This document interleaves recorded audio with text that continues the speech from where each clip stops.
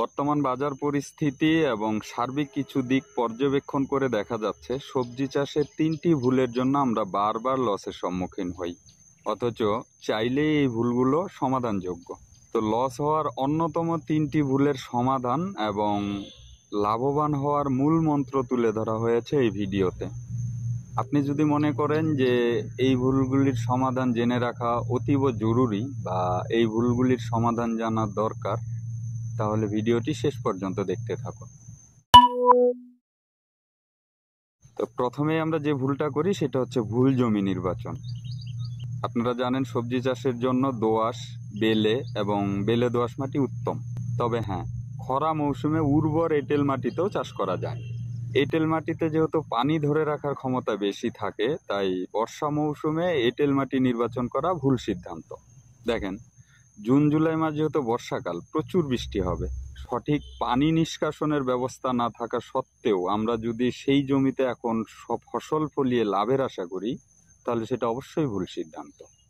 অবশ্যই ভালো মানের সেচ ও পানি নিষ্কাশনের ব্যবস্থা আছে এমন জমি নির্বাচন করতে হবে। আধুনিক প্রযুক্তির অন্যতম একটি আবিষ্কার হচ্ছে পলিমালচিং। আসলে জমিতে মালচিং ব্যবহার করা কিন্তু বাধ্যতামূলক কিছু না, অথচ এই মালচিং হতে পারে লাভবান হওয়ার বিশাল হাতিয়ার।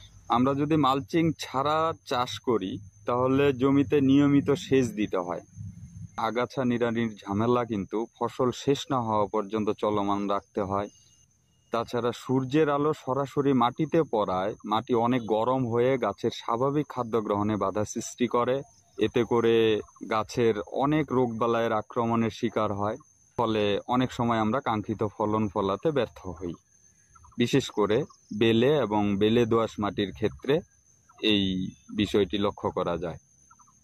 অপরদিকে মালচিং পদ্ধতিতে এত ঝামেলা পোহাতে হয় না, মাটি থাকে অনেক উর্বর। আর মাটি এরকম উর্বর থাকার ফলে গাছ সব সময় সম পরিমাণে খাদ্য গ্রহণ করতে পারে, যার ফলে গাছের গ্রোথ সব সময় স্বাভাবিক থাকে, যেটা গাছের ফলন বৃদ্ধিতে সহায়ক ভূমিকা পালন করে থাকে। বাস্তবতার দিকে তাকালে বোঝা যায় মালচিং ছাড়া চাষাবাদ করলেও অনেক সময় লসের সম্মুখীন কিন্তু আমরা হচ্ছি। তৃতীয় নাম্বারে আমরা যে ভুলটা করি, সময় উপযোগী চাষ না করা। প্রচলিত একটি কথা আছে, ভালো বীজ মানে ভালো ফলন, আর ভালো ফলন মানেই যেন অধিক লাভবান। আচ্ছা, ভালো ফলন ফলাতে পারলেই কি লাভবান হওয়া যায়? বর্তমান সময়ে আপনারা জানেন যে হাইব্রিড জাতের যত বীজ আছে এগুলি কিন্তু সারা বছর চাষ করা যায়।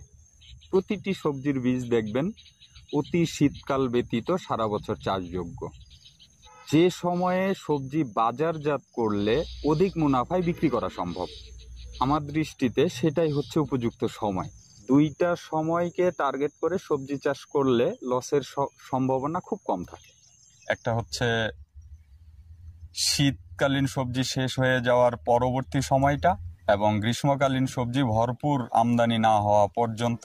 আরেকটা হচ্ছে বন্যা পরবর্তী সময় থেকে শুরু হয়ে শীতকালীন সবজি বাজারে আসা শুরু না হওয়া পর্যন্ত, অর্থাৎ নভেম্বর মাস পর্যন্ত। এই দুইটা সময়কে টার্গেট করে আমরা যদি সবজির চাষাবাদ করি, তাহলে লসের সম্মুখীন হওয়ার সম্ভাবনা খুবই কম থাকে।